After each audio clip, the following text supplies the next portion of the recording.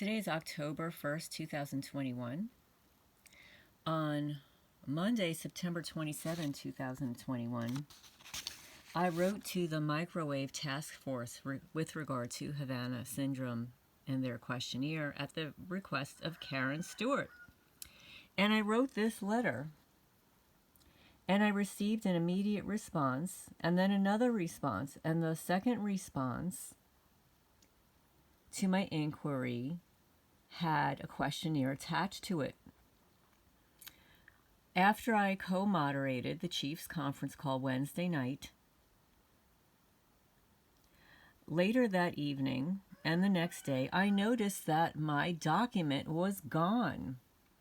Someone intentionally deleted it, not only from my outbox, but from my inbox. So this letter, my initial letter dated September 27, 2021, was intentionally deleted from my mail, in addition to a copy of the questionnaire that was attached to their response.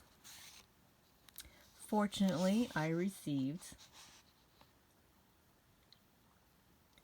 a copy from a friend, and that I printed out my initial messages to the Microwave Task Force, which is the Health Incident Response Task Force